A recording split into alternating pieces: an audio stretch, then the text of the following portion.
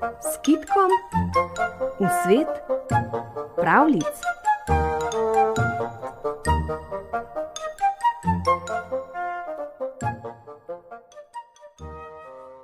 Živel je oče, ki je imel 3 sinove. Ko so zrasli, jim je rekel: Pojdite po svetu, sinovi moji, in tisti, ki bo čez leto prinesel največ denarja, tisti dobi hišo. Vsakemu je spekel hlebec kruha in sinovi so odšli na pot. Starejša 2 sta svoj kruh hitro pojedla, in ko ga nista imela več, sta ga gladko vzela še 3. Potem sta šla naprej, njega pa sta lačnega pustila ob poti. Fant je jokal, sam ni vedel, kaj bi, ko mu je naproti prišel Mucek. Kaj tako jočeš, fant moj, je rekel. Službo iščem, pa ne vem, kam naj se obrnem. Potem pa pridi k meni, vsega boš imel dovolj. In fant je res stopil za Muckom. Gresta in prideta do velike samotne hiše. Tam je fant vprašal: Kaj bom pa delal? Vsako jutro me boš umil in počesal, potem pa odnesel v zgornjo sobo. Tam imam najboljši stol, velik in z naslonjalom. Na ta stol me boš posadil, pa bo. In tako ga je fant res vsako jutro umil, počesal ga je in ga nesel na tisti stol. Celo leto ga je nosil, ko je leto minilo, pa je Mucek vprašal: Dobro, kaj ti bom dal? Kaj hočeš za plačilo? Kaj vem. Oče pravi, da tisti, ki največ denarja prinese, tisti pa hišo dobi. No, potem boš dobil denarja, je rekel Mucek, in fant ga je dobil toliko, da ga je komaj nesel. Največ je prislužil, a oče vseeno ni vedel, kako naj se odloči. Kaj vem, je stokal. Kaj, ko bi šli še enkrat v svet? Zdaj pojdite, da si prislužite obleko. Tisti, ki se vrne v najlepši obleki, tisti pa hišo dobi.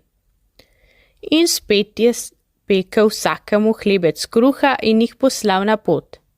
A vse tako kot prej. Starejša 2 sta kruh pojedla, še mlajšemu sta ga vzela in ga pustila ob poti.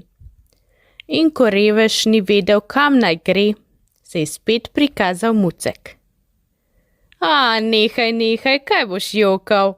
Saj lahko služiš pri meni. Še 1 leto ostani, ne bo ti slabo. Kaj bom pa letos? To, kar lani, je rekel Mucek, in sta šla. Potem ga je fant spet vsako jutro umil, počesal in ga nesel na njegov stol. Vse tako kot lani. Ko je bilo leto naokrog, pa je Mucek dejal: In letos? Kaj bi rad? Kaj ti bom dal? Oče nas je poslal po obleko. Tisti, ki prisluži najlepšo, tisti pa hišo dobi. Dobro, je rekel Mucek, potem boš dobil obleko. In jo je prinesel, še polikal je, da je bila lepa, tako lepa, da lepša biti ne more. In pride fant domov, seveda njegova obleka najlepša. A oče je rekel: lahko bi ti dal bajto, zdaj bi ti jo moral dati. Ampak kaj vem, mogoče boste raje še enkrat šli v svet. Tisti, ki bo domov pripeljal najlepšo ženo in še najbolj pametno, tistemu pa res dam tole našo bajto. In še 3. speče kruh in pošlje fante v svet. Starejša 2 tako kot prej. Svoje pojedla in onemu vzela.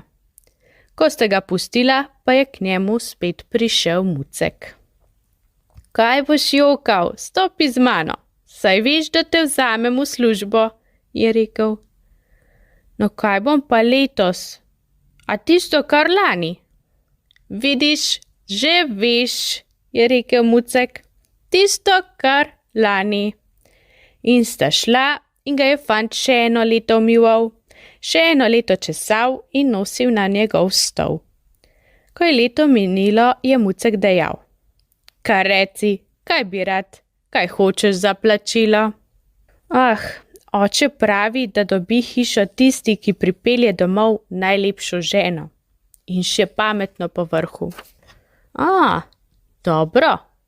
Potem pojdi in prinesi kotel vode. Pod kotlom zakuri in ga pokri. In ko voda zavre, me vrzi vanjo. Ne, je rekel fant, jaz ne morem, tega ne bom naredil. Boš. In boš kotel najprej pokril, potem pa že lahko pogledaš van. Fantu je bilo tako težko. Vse je postoril, voda je vrela. A kako naj Mucka vrže vanjo? 3 leta ga je česal in nosil, imel ga je že kar malo rad. Kaj hočem, že mora tako biti, pravi in Mucka prime in vrže vodo. Pokrije, ko spet pogleda, pa iz kotla vstane deklica, tako lepa, da fant ni mogel verjeti. Mucka je bila zakleta, zdaj jo je pa rešil. Objela ga je in z njim odšla k očetu. Oče je kar zazijal. No, seveda, ti dobiš to našo bajto. A sin mu pravi: Saj ne rabim, oče. Midva imava lepo hišo.